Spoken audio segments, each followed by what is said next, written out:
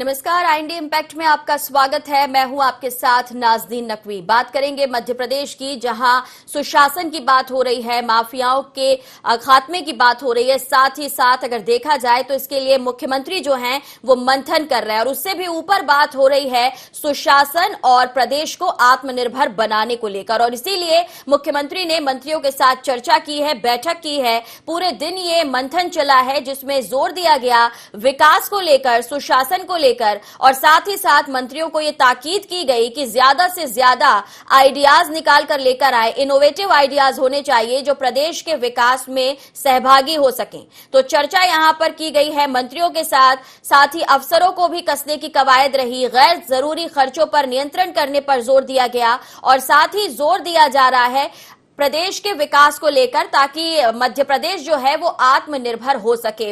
अगर देखा जाए तो मुख्यमंत्री लगातार इसके लिए काम कर रहे हैं। प्रधानमंत्री के सपने को पूरा करने के लिए बिना वक्त गवाए लक्ष्य की प्राप्ति में जुटना है, ये साफ किया गया।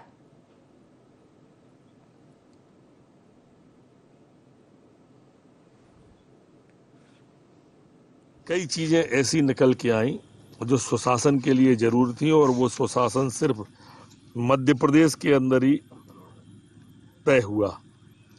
वर्तमान में धर्म स्वातंत्र्य विधेयक, मिलावट पर कसावट, पत्थर फेंकने पर विधेयक, ये सारे के सारे विषय रखे जो माफियाओं के खिलाफ कार्रवाई चल रही है प्रदेश के अंदर। ये शिवराज सरकार का सुशासन ही है कि जब भी चंबल की चर्चा होती थी तो डाकुओं पर ध्यान जाता था लोगों का। आज रोजगार की और एक्सप्रेस वे की चर्चा हो रही है। जहां हमारी नर्मदा माँ एक्सप्रेस वे भी बन रहा है, वहाँ नक्सलाइटों की चर्चा होती थी, लेकिन आज रोजगार के अवसर हम एक्सप्रेस वे के माध्यम से ढूंढ रहे हैं।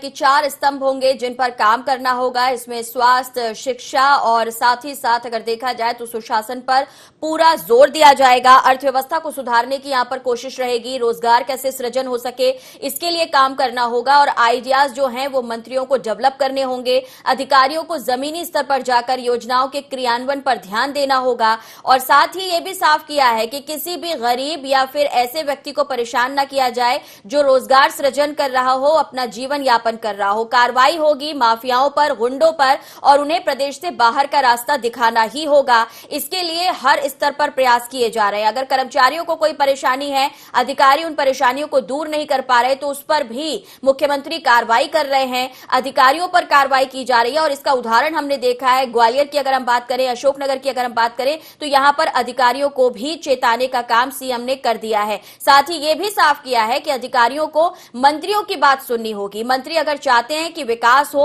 उसके लिए वो जो भी काम बता रहे हैं उस पर काम करना ही होगा।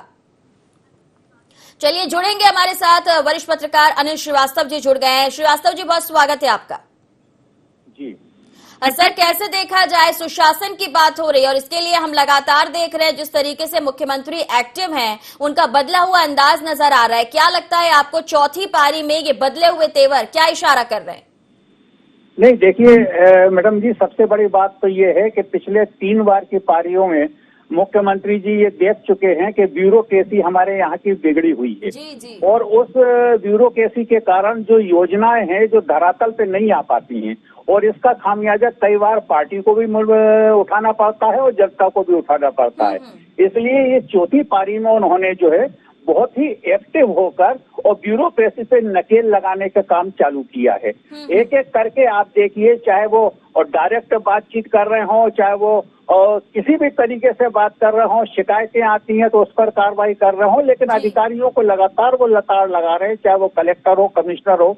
परसों भी जो कलेक्टर कमिश्नर की कॉन्फ्रेंस हुई थी, उसमें भी उन्होंने ग्वालियर के कमिश्नर को उनको बिल्कुल निपटाई दिया, वहां पे अलग ही हटा दिया। कलेक्टर 2-2, 3-3 नप गए। तो ये लगातार कार्रवाई चल रही है, और इससे अफसरों में जो है दहशत व्याप्त है, और ये आज के समय में बहुत ज्यादा जरूरी है। आपको कि इस दहशत से, इस डर से जो काम है विकास के, वो पटरी पर आ पाएंगे?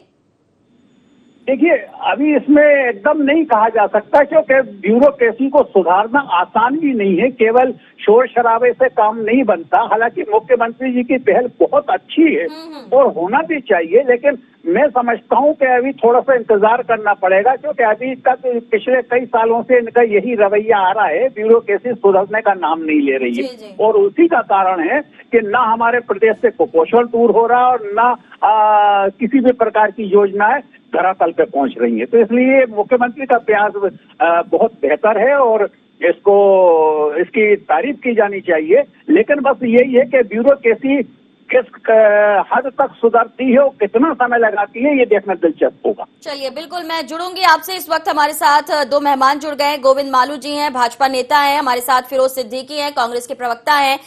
सवाल पहला मेरा आपसे, फिरोज साहब, कैसे देखते हैं? सुशासन की बात हो रही है, विकास की बात हो रही है और इसके लिए लगातार मंत्रियों के साथ मंथन, अफसरों को 2-2।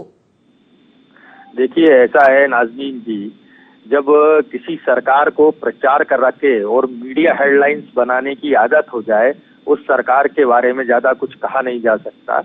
आप एक तरफ तो प्रशासनिक अधिकारियों को चेतावनी दे रहे हैं। ट्रांसफर जो है, ट्रांसफर कोई पनिशमेंट नहीं है किसी भी अधिकारी के लिए, पहली चीज ये समझ लीजिए। नंबर 2, अगर अधिकारी का आपने ट्रांसफर किया है तो उसके ऊपर क्या जांच बिठाई? किसी मामले में जांच नहीं बिठाई।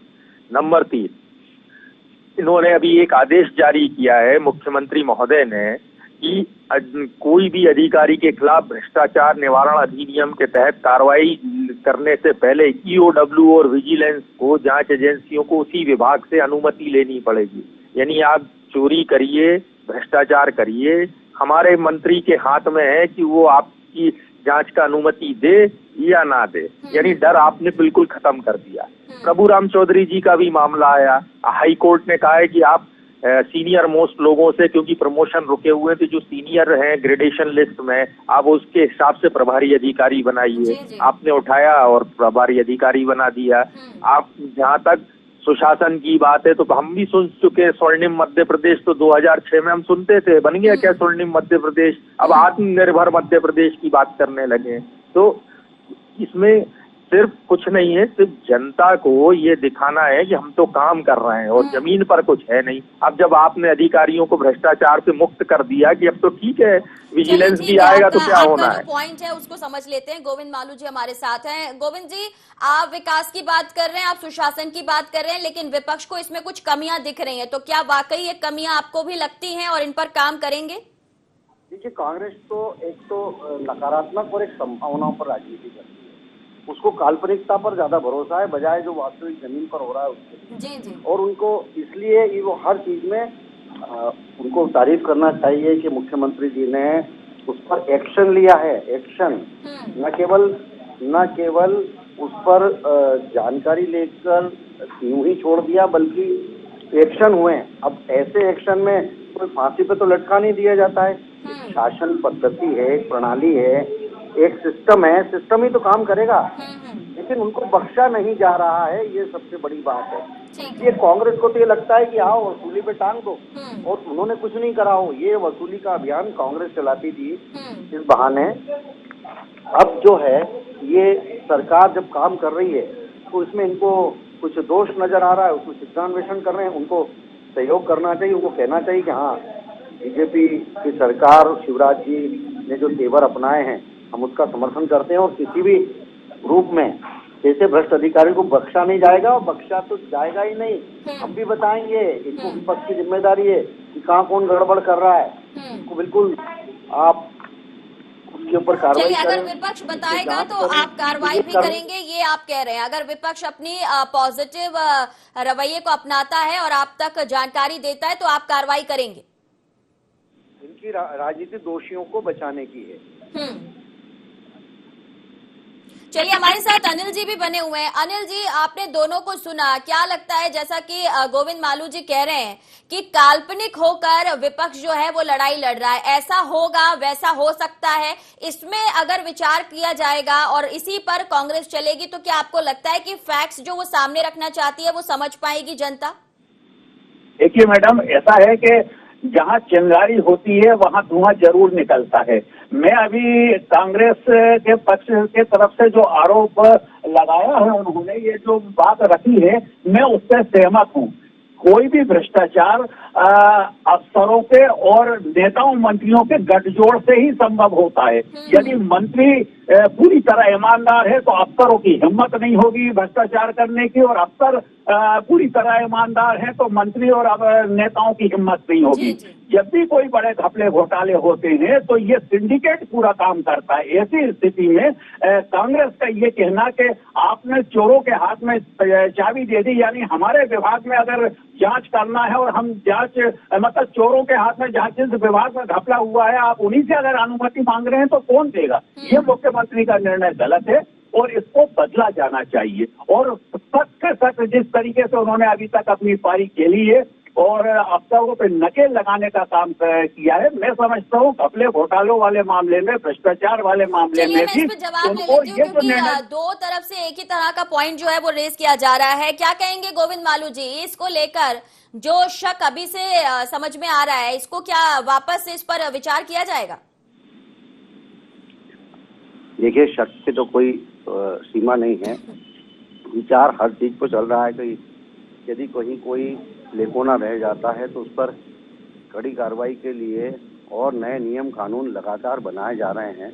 तो मैं समझता हूं कि इसमें जब कार्रवाई हो रही है, जब संज्ञान लिया जा रहा है, जब आगे बढ़कर और सारी बैठकें हो रही हैं ऑनलाइन, कमिश्नर, कलेक्टर और एसपी से रूबरू हो रहे हैं, तो मैं समझता हूं कि फिर उसमें शक की गुंजाइश कहाँ है, और कार्रवाई हो रही है ना उस पर। ऐसा नहीं कि कोई ऐसे। लेकिन देखिए मालू जी, अगर हम बात करें भ्रष्टाचार को मिटाने को लेकर, जैसा कि फिरोज जी ने भी कहा कि बहुत पहले ही कहा गया था, स्वर्णिम मध्य प्रदेश की बात की गई थी, लेकिन अभी तक वो लक्ष्य आपको मिल गया ऐसा दिख नहीं रहा, प्रदेश को मिल गया ऐसा दिख नहीं रहा। तो इस पर काम में और तेजी आए, और जो यहाँ पर ऐसी संभावनाएं जताई जा रही है जहाँ गड़बड़ी हो सकती है, उसके लिए क्या प्रयास?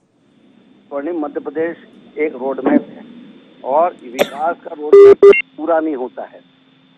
विकास का रोडमैप ये पूरा नहीं होता है कि निरंतर विकास की प्रक्रिया जारी रहती है। नई नई टेक्नोलॉजी आती है, नए नए इनोवेशंस होते हैं और विकास में नए प्रतिमान जुड़ते रहते हैं। लेकिन विकास हो रहा है, हमारा रोडमैप पूरा हो रहा है, स्वर्णिम मध्य प्रदेश की दिशा में हम बढ़ रहे हैं। विकसित विकासशील देश, हम विकासशील से विकसित देश की श्रेणी में आ रहे हैं, विकासशील से विकसित मध्य प्रदेश की श्रेणी में आ रहे हैं। मैं समझता हूं कि आगे निरंतर बढ़ना और रोकना नहीं, गति विकास और अन्य कामों में आधारभूत संरचना का विकास हो, सामाजिक कल्याण हो, मल्टी डायमेंशनल विकास होना चाहिए, और वो हो रहा है। ठीक है, आपने 4 स्तंभ भी रखे हैं, अर्थव्यवस्था उसमें शामिल है, स्वास्थ्य, शिक्षा और रोजगार पर फोकस की बात की जा रही है। कैसे इसका जो खाका है वो खींचेंगे आप, ताकि प्रदेश में रोजगार ज्यादा से ज्यादा सृजित हो सके? रोजगार के मामले में आत्मनिर्भर मध्य प्रदेश की दिशा में जो काम किया है मध्य प्रदेश की सरकार ने, और जो केंद्र की सरकार ने आत्मनिर्भर भारत का एजेंडे के तहत जो काम किया है, उसमें निश्चित ही रोजगार के अवसर बढ़ रहे हैं, नए नए उद्योग धंधे स्थापित हो रहे हैं, व्यापार व्यवसाय में सुविधाएं मिल रही हैं, अलग अलग जगह आधारभूत संरचना के विकास में भी अलग अलग जगह पर जिस ढंग से नए निर्माण कार्य हो रहे हैं उसमें भी इंफ्रास्ट्रक्चर डेवलपमेंट के साथ साथ रोजगार का भी सृजन किया जा रहा है। ठीक है, पूछ लेती हूँ विपक्ष इसमें क्या कुछ कहना चाहता है। फिरोज जी, देखिए, जो मालू जी इस बात का तो जवाब दे नहीं पाए कि उन्होंने क्यों प्रभुराम चौधरी जी के घर से नियमों की अवहेलना की। एक दूसरा नियमों की जो अवहेलना की है कि आपने जो नियम बनाया संरक्षण देने के लिए, जबकि सुप्रीम कोर्ट ऑफ इंडिया ये बात कह चुका है कि भ्रष्टाचार अगर किसी ने किया है तो उसके चालान पुटअप करने की के लिए आपको अनुमति की जरूरत नहीं है। सैकड़ों लोग हैं जिनके चालान नहीं लग पा रहे क्योंकि ना विभाग अनुमति नहीं देते। अब तो जांच भी नहीं होगी।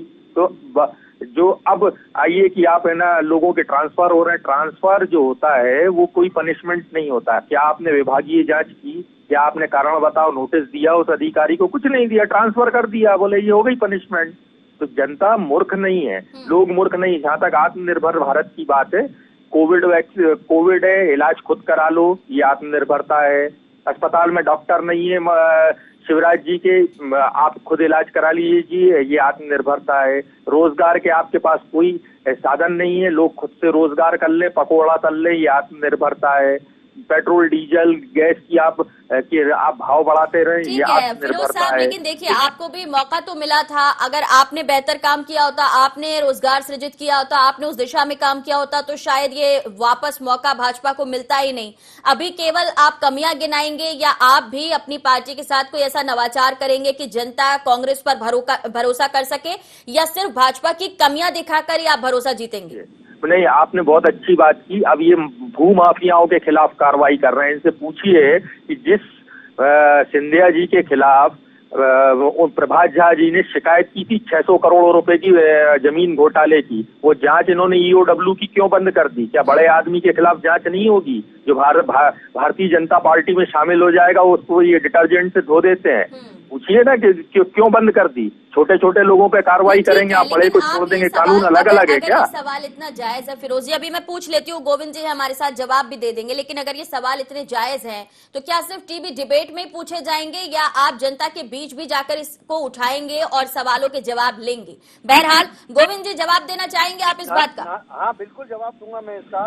देखिए नाज़नीन जी, 15 महीने की सरकार ने इस प्रदेश ने जो 15 साल में रफ्तार पकड़ी थी उसको बाधित भी किया है और 2-3 साल और पीछे धकेल दिया है। तो 15 महीने तो ये और 2 साल और पीछे धकेल दिया उन्होंने।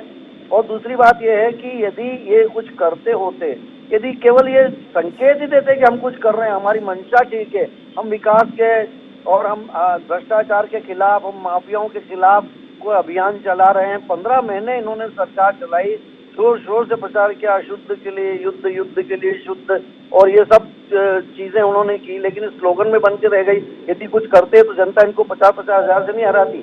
इनको ये खुद गए थे, इनके मुख्यमंत्री और ये सब पूरी पार्टी लगी थी कि हमने 15 महीने में क्या किया। 15 महीने का रोड मैप रखते कि हमने 15 महीने में, अरे शुरू तो करते, लोग उससे आशा तो बनती कि हाँ यार ये भी कुछ करेंगे, लेकिन इन्होंने कुछ भी नहीं किया। इसी का परिणाम है। तो जनादेश से बड़ी तो कोई चीज हो नहीं सकती है। और ये जो जनता को मूर्ख बता रहे हैं, मैं समझता हूँ कांग्रेस अज्ञानी है, जनता मूर्ख नहीं है, कांग्रेस अज्ञानी है। और कांग्रेस के नेता आंखों में धूल झोंक कर जनता का दिल जीतने का प्रयास। देखिए अगर इस पर हम बात करें मालू जी कि भ्रष्टाचार होता कैसे है, कैसे उसे संरक्षण मिलता है, तो जाहिर है कि अधिकारी अकेले ये सब कुछ कर सके और बच जाए, ऐसा मुमकिन नहीं है। श्रीवास्तव जी ने भी यही कहा कि अगर देखा जाए सांठगांठ से ये सब कुछ संभव होता है। तो क्या अब इस सांठगांठ से निजात मिलेगी? अब जो जायज हकदार हैं उनको ही पैसा मिलेगा, उनको योजनाओं का लाभ मिलेगा, और अगर अफसर या मंत्री अगर इस तरीके से लिप्त होते हैं किसी भी तरह के भ्रष्टाचार में तो सख्ती होगी, कार्रवाई होगी? देखिए, भ्रष्टाचार के खिलाफ हमारा 0 टॉलरेंस की नीति है। कोई भी हो कार्रवाई करेंगे हम, करी पहले भी की है, आगे भी करेंगे।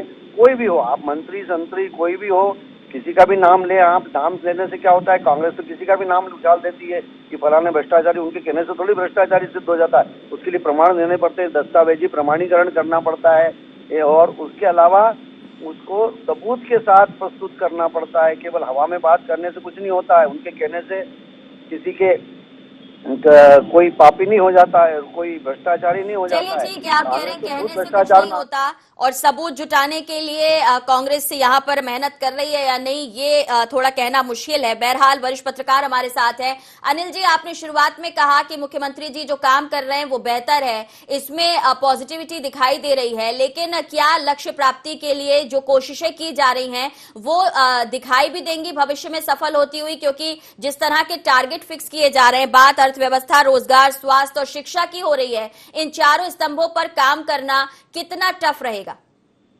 देखिए मैडम, सबसे बड़ी बात तो ये है कि कोरोना काल में जनता बिल्कुल टूट चुकी है। मंदी की इस तरीके की स्थिति बन गई है कि लोगों के जेब में बिल्कुल पैसा नाम की कोई चीज नहीं है। काम धंधे सब बंद हो गए हैं, छोटे कारोबारी खत्म हो गए, स्मॉल स्केल इंडस्ट्रीज पूरी तरीके से मिट गई हैं। ऊपर से आपने आत्मनिर्भरता की बात कर दी। आत्मनिर्भरता कब होती है? जब हमारे जेब में पैसा हो। हमारे जेब में पैसा है नहीं, हम कैसे आत्मनिर्भर बनेंगे? सरकार की आज स्थिति ये है कि सरकार दिवालिया हो गई है बिल्कुल, तो खजाना खाली है, बार बार कर्ज लेना पड़ रहा है। केंद्र सरकार उनको पैसा दे नहीं रही, केंद्र के पास काफी मध्य प्रदेश का ड्यू पड़ा हुआ है। जी जी। तो भारतीय जनता पार्टी को चाहिए कि केंद्र में मुख्यमंत्री को चाहिए कि केंद्र से राशि ले जो मध्य प्रदेश की हिस्से की है। बार बार कर्जा उठाने से तो मध्य प्रदेश में लगातार हम कर्जदार हो रहे हैं। आज की स्थिति ये है कि एक बच्चा पैदा होता है तो 35,000 के कर्ज में पैदा होता है, 35,000 रुपए का कर्जदार हो जाता है।